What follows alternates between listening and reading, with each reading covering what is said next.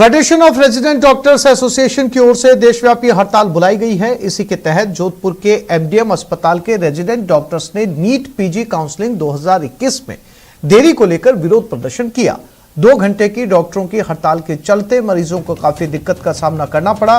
प्रदर्शन कर रहे रेजिडेंट डॉक्टर्स ने बताया कि नीट पीजी की काउंसलिंग को अस्थायी तौर पर आगे बढ़ा दिया गया है। केंद्र सरकार का यह फैसला एकदम गलत है।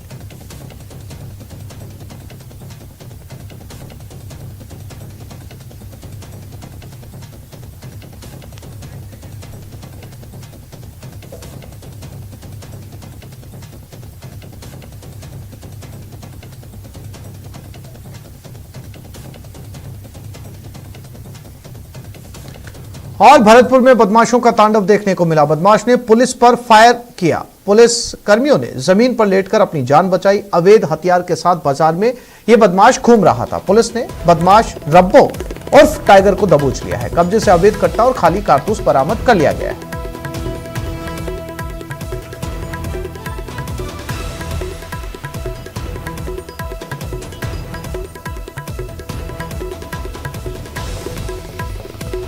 ये भरतपुर का वाकया है जहां पर पुलिस को अपनी जान बचानी पड़ रही है बदमाश के सामने लेटकर। दीपक पुरी संवाददाता भरतपुर हमारे साथ जुड़ गए।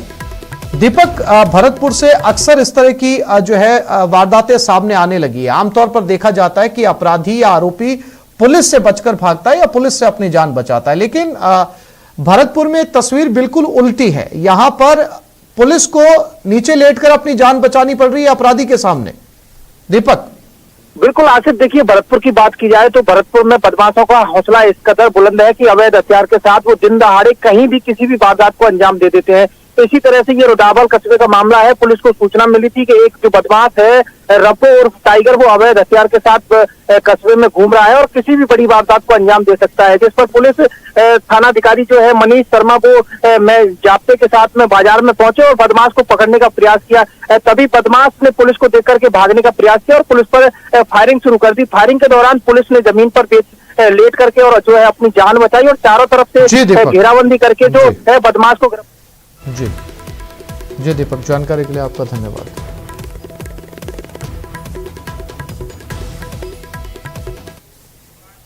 और ये खबर चित्तौड़गढ़ से है। परिवहन विभाग का एक्शन। छत्तीसगढ़ से आई टूरिस्ट बस को जब्त किया गया। अंबाजी बॉर्डर के पास टूरिस्ट बस को जब्त किया गया। फर्जी टैक्स रसीद के बाद विभाग सख्त हुआ।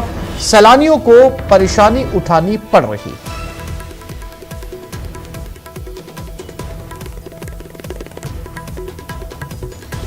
ये वो बस है जहां पर चित्तौड़गढ़ की तस्वीरें हैं। टूरिस्ट की ये बस है और बताया जा रहा है कि फर्जी जो है वो कागजात लेकर ये बस यहां पर घुस आई थी। छत्तीसगढ़ से ये बस राजस्थान में आई है और अंबाजी बॉर्डर के पास टूरिस्ट बस को रोका गया है। फर्जी टैक्स रसीद के बाद विभाग सख्त हुआ। यानी कि जो इस बस के ऊपर बस मालिक पर आरोप है, इस ट्रेवल्स पर आरोप है कि इसने फर्जी टैक्स रसीद को परिवहन विभाग को सौंपा था। जब उस परिवहन टैक्स रसीद की जांच की गई तो पता चला कि वो जाली है और उसके बाद इस बस को वहीं पर रोक दिया गया। इस बस में छत्तीसगढ़ से आए सैलानी हैं जो राजस्थान घूमने के लिए आए थे। फिलहाल तमाम कानूनी औपचारिकताएं पूरी होने के लिए सैलानियों को खासी परेशानी का सामना करना पड़ रहा है।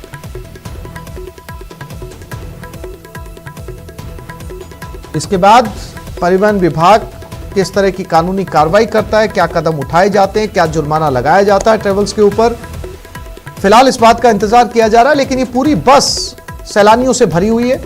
सर्दियों का मौसम है, ज्यादा से ज्यादा लोग देश और दुनिया से राजस्थान में यहां पर पहुंचते हैं। और प्रतीक हमारे साथ जुड़ गए हैं, उनके साथ चलते हैं। सिरोही संवाददाता प्रतीक, आसान शब्दों में समझना चाहेंगे क्या ये मामला है, क्योंकि पूरे देश से बसें आती हैं सैलानियों की राजस्थान के अंदर, खास करके सर्दियों के मौसम में, और हर स्टेट से यहां पर बसें पहुंचती हैं। क्या इस बस के कागजातों में दिक्कत थी? क्यों इस बस को रोका गया है? प्रतीक। जी आसिफ, बिल्कुल बताना चाहूँगा कि यहाँ पर राजस्थान और गुजरात की सरहद का सीमा जो है मावल पड़ता है। यहाँ पर गाड़ियाँ जो है टैक्सी परमिट गाड़ियाँ जो अंदर आने के लिए उनको एक टैक्स दिया जाता है, जो टैक्स कटवा कर वो एक राज्य से दूसरे राज्य में प्रवेश कर लेती है। लेकिन यहाँ पर क्या है, कई भ्रामक बोर्ड लगाकर कई एजेंट और ई मित्र संचालक यहाँ पर बैठे हुए हैं और उन्होंने वो रसीद का एक काला जाल यहाँ पर करते हैं, जिसने ये फर्जी रसीद देकर कल यानी कि ये फर्जी रसीद देकर एक अमाउंट, मोटा अमाउंट ले लिया और उसकी आगे जांच हुई तो आबरू डीपीओ ने, पासाराम जाट ने उस रसीद की चेक की, ऑनलाइन चेक किया गया, लेकिन वो रसीद में पेमेंट नहीं पाया गया। इससे साफ तौर से सिरोही परिवहन और आबरू परिवहन विभाग ने ये रसीद को फर्जी करार दिया और उस गाड़ी पर, बस पर जो है वहाँ पर 5 गुना टैक्स लगाया गया। और वही बिल्कुल प्रतीक, हमारे साथ सुभाष बैरागी भी चित्तौड़गढ़ से जुड़े हुए, उनके पास चलते हैं। सुभाष, चूंकि ये चित्तौड़गढ़ का मामला है और प्रतीक जैसा कि बता रहे हैं कि कई फर्जी जो है वो इसमें चाहे वो ई मित्र के संचालक हों या दूसरे टैग लगाने वाले हों, वो ऐसी बसों को आसानी से जो है वो फर्जी कागजातों के साथ जो है वो प्रवेश करवा देते हैं। अब परिवहन विभाग जब सख्त हुआ है तो किस तरह की कानूनी कार्रवाई इस ट्रेवल्स के खिलाफ की जा रही है? सुभाष जी आसिफ, मैं आपको बताना चाहूंगा कि ट्रेवल्स संचालक ने वहां जब अंबाजी बॉर्डर में घुसने से पहले राजस्थान का जो टैक्स है वो टैक्स पूरी तरीके से जमा करा दिया था और टैक्स जमा कराने के बाद उसने रसीद प्राप्त की है और इसी फर्जी मामले में गुजरात में प्रकरण दर्ज किया गया है। ऐसे में ट्रेवल्स संचालक का जो कहना है वो साफ तौर पर यह है कि हमने जब वहां टैक्स जमा कराकर रसीद प्राप्त की है तो हम उसके बाद अतिरिक्त पैसा क्यों जमा करवाएं, क्योंकि सीधे सीधे तौर पर मेरे साथ यहाँ जो ट्रैवल संचालक है पंकज वो मौजूद है, उनके पास लगातार वहां से जिस एजेंट से उन्होंने रसीद कटवाई है उसके द्वारा संपर्क किया जा रहा है। लगातार ये प्रशासनिक अधिकारियों से बात कर रहे हैं कि किस तरह से उन्हें परेशानी हो रही है, लेकिन उनकी कोई सुनवाई नहीं हो रही क्योंकि उन्होंने टैक्स जमा कराने के बाद रसीद प्राप्त की और अब उस रसीद को विभाग फर्जी बता रहा है, जबकि ऑनलाइन रसीद का, ऑनलाइन टैक्स जमा कराने का सारा मामला जो है वो विभाग की साइट के जरिए होता है।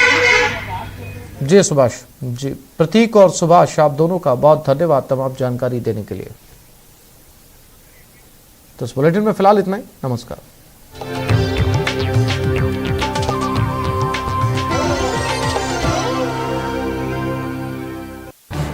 इस न्यूज